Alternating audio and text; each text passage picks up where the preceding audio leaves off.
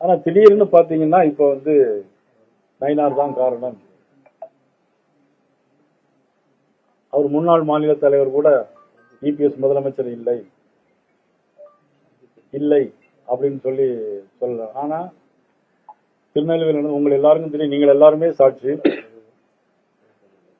திருநெல்வேலியில் நடந்த 5 பாராளுமன்றத்தினுடைய booth committee மாநாட்டில் மாண்பு உள்துறை அமைச்சர் அமித்ஷா அவர்களுடைய முன்னிலையிலே எங்களுடைய முன்னாள் மாநில தலைவர் அண்ணன் இபிஎஸ் அவர்கள் முதலமைச்சராக வேண்டும், கடுமையாக உழைக்க வேண்டும். காரணம், இன்னைக்கு 20க்கு 25, 30% மேல வாக்குகள் வைத்திருக்கிறது பெரிய கட்சி.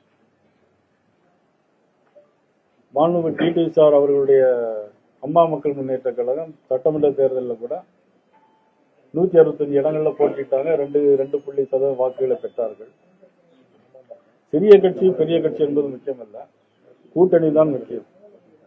அந்த அடிப்படையில் தொடர்ந்து இருக்கிறார்கள் அப்படின்னு சொல்லி நான் எல்லா இதிலும் பேசிட்டு தான் இருந்தேன். அந்த 2 நிகழ்வுகள் எப்படின்னா, மதிப்புக்குரிய ஜான் பாண்டியன் அவருடைய நிகழ்வு மாநாடு நடந்தது திண்டுக்கல்ல, அது அவருடைய கட்சி மாநாடு.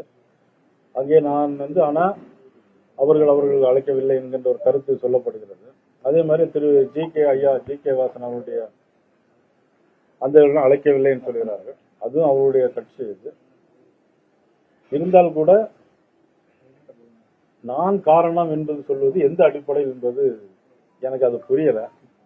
அது முன்னாடியே சொல்லி இருந்திருக்கலாம், ஒரு 2-3 மாசம் முன்னாடி என்ன போட்ட அன்னைக்கே கூட சொல்லிட்டு போயிருக்கலாம். ஆனா இப்போ எந்த அடிப்படையில மதிப்புக்குரிய டிடி சார் சொல்றாங்கிறது எனக்கு அது விளங்கல. திருநெல்வேலி பாசையில சொன்னா விளங்கல.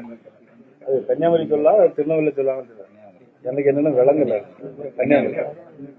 கன்னியாகுமரி இல்லையா, எனக்கு தொடர்பு உண்டு.